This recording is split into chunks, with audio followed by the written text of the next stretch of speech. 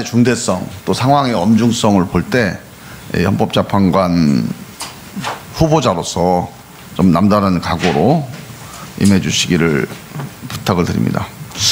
지금 그 12.3 계엄 사태가 사안이 얼마나 중대하냐 하는 점에 대해서는 뭐 특별히 더 말씀을 안 드려도 다 알 것 같습니다.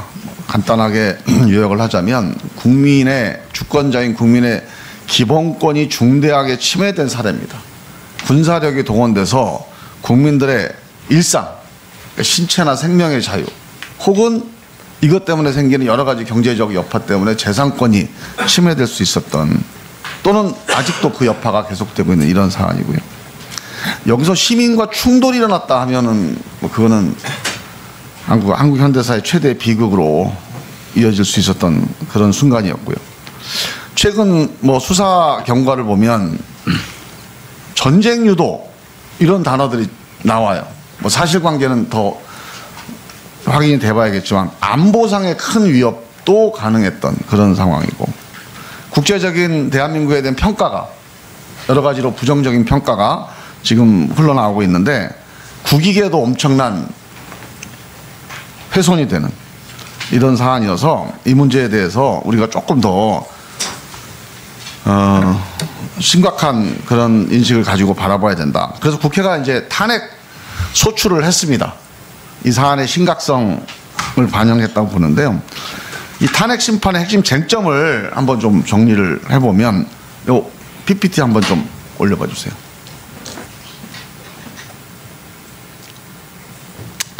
탄핵을 보면 중대한 위헌 위법 이게 탄핵의 핵심 요건이잖아요. 네. 탄핵 결정이 되려면 위헌 위법이 있어야 되는데 그 위헌 위법 중에서도 중대성이 필요하다. 그래서 우리가 요건과 절차의 위배가 있다는 여러 가지 얘기들이 나와요. 지금 우리 확인도 돼 있고. 근데 이 점에 대해서는 피소추인 측에서 중대성에 해당이 안 된다 이렇게 반박할 여지가 좀 있어 보여요. 뭐 이게 논란이 될 겁니다 아마. 그런데 내란죄 혐의가 만약에 확정된다 또 내란죄가 확인된다 하면 중대성 문제에 대해서 더 이상 이건 재론의 여지가 없는 거 아니겠습니까? 뭐 아마 내란죄가 성립이 된다는 전제라면 그렇죠. 네. 그걸 전제로 물어보는 거예요. 자, 그래서 저는 이번 탄핵 심판의 핵심 쟁점은 내란죄 여부라고 봐요. 내란죄이냐 여부인데 내란죄 구성 요건을 보면 국헌문란 목적과 폭동 이 두 가지가 주로 많이 거론이 됩니다. 맞습니까? 네, 맞습니다. 자, 이 두 가지가 이걸 가지고 논쟁을 앞으로 해나갈 거라고 보여지는데 자, 이 논쟁을 가지고 현재 있는 사건을 논쟁하는 거는 앞으로 이제 수사 과정이나 그러니까 형사 소송이나 아니면 탄핵 심판 심리 과정에서 다툴 문제인데 우리가 이거 관련해서 참고할 만한 사건이 97년 4월 달에 대법원 판례입니다.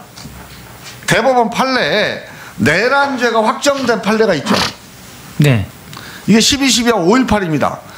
이 대법원 판례를 보면 두 가지예요. 국헌문란 목적을 뭘로 봤냐면 대통령과 국무위원에 대한 강압을 국헌문란 목적으로 봤어요. 이게 해당이 되죠? 이게 대법원 판례예요, 이거는. 네, 대법원 판례에 네. 그렇게 되어 있습니다. 그 다음에 두 번째로 폭행이나 협박, 공포심 조장까지를 넓은 의미의 폭동으로 해석을 했습니다. 네, 최광의로 해석을 하고 있는 이것도 맞죠? 네. 자, 그러면 이 대법원 판례를 가지고 12월 3일 계엄 이 사건을 한번 미리 보면 제가 여러 번 강조하지만 이게 내란죄일 수밖에 없는 가장 결정적인 증거가 포고령 1호입니다. 국회활동 금지, 헌법기관의 무력화. 이 첫 번째 헌법기관의 무력화가 국헌문란의 목적에 해당되는 빼박 증거예요.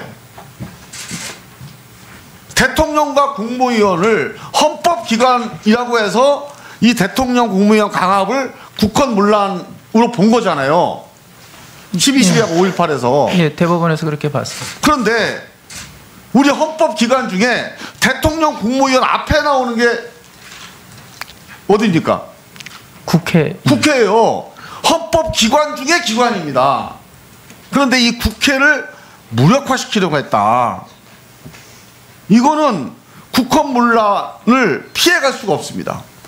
자, 이거의 연장선상에서 국회의원을 체포 시도를 했다든가 아니면 강제로 침입했다든가 뭐 강제 침입의 의도를 갖고 서로 다투려고 하는데 하여간 이 포고령 1호에 국회 활동을 금지시켜 놓고 강제 침입을 하고 또 체포 시도를 하고 봉쇄를 하고 이거 이상 국헌문란을 입증할 만한 사실관계가 어디가 있습니까?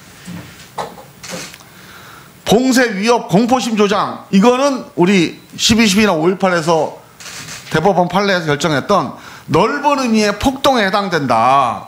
저는 이렇게 봅니다. 제 판단에 대한 혹시 의견 있으세요? 그거는 아직 수사 중인 사건이어서 제가 네. 말씀드리기가 적절치 않습니다. 그러니까 수사 중인 사건은 사실관계를 더 알아야 된다는 거죠? 네. 지금 나와 있는 사실관계를 가지고 얘기하는 거예요. 추가 사실관계는 뭐 그 다음에 얘기해요. 지금 나와 있는 거 봉쇄했죠? 그 다음에 공포심 왜 아니 가서 유리창 깨고 들어가는데 공포심이 조장돼야 안 돼요? 이 사실관계 이거 다 아시잖아요 이거는. 네, 언론 보도를 통해서 네. 알고 있습니다. 그러니까 이 문제를 놓고 볼 때 국헌문란 행위에 해당된다 안 된다 어떻게 보십니까? 국헌문란의 목적이라는 부분이 지금 말씀하신 행위만으로 성립이 될지 여부는 제가 추가적인 말씀드리죠. 포고령 1호가 뭡니까? 국회 활동의 금지예요. 국회 활동을 금지시키는 목적을 품었다면 국헌문란의 목적이 있어요 없어요? 국헌문란의 네, 목적은 2분 더 드리겠습니다. 그 법률의 규정상은 헌법기관의 기능을 상실시키는 행위 자체로 규정되어 있는 것은 맞습니다.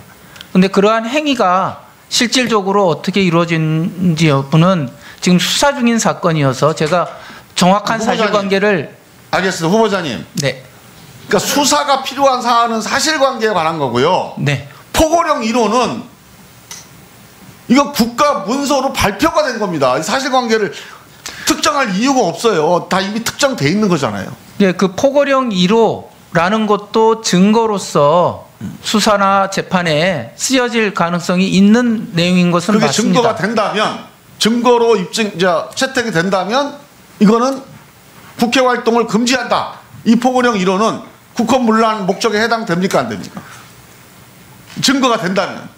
증거가 된다면 불리한 증거가 될 가능성은 있습니다. 1분 더 드릴게요. 네. 아니 그렇게 답변하지 마시고 그냥 국헌문란 목적에 해당돼요 이거는. 뭐 불리한 증거를 떠나서 이 증거를 가지고 탄핵을 하느냐 여부 그 중대성에 대한 판단은 또 다른 이제 그 판관의 재량이겠지만 기본적으로 국헌문란 목적에 해당되느냐 여부에서는 이거 가지고 무슨 논란의 여지가 어디가 있습니까? 이게요 이 중대성이 제가 이제 이게 시간이 없으니까 보충질에서 더 설명을 한번 질문을 드리겠는데 지금 이번 이 12.3 계엄 사태는 지난 97년 대법원 내란죄에 대한 판례에 비추어 볼 때 내란죄를 피해갈 길이 없다 저는 이렇게 봅니다. 그리고 이 점에 대해서 형사소송이 진행되지 않더라도 대법원 판례는 기본적으로 기판력이라는 게 있잖아요. 그래서 이거는 기본적으로 이 판례를 헌법재판소가 인용해서 형사소송 결과에 준해서 적용할 수가 있는 거죠. 하나의 기준이 되는 건 맞습니다. 네. 그래서 헌법재판을 빨리 진행할 수 있는 근거가 97년 대법원 판례다. 이 점을 다시 한번 상기시켰습니다. 동의하시죠? 네, 기준으로서 쓰여질 가능성이 높습니다. 네. 네, 김종민 의원님 수고하셨습니다.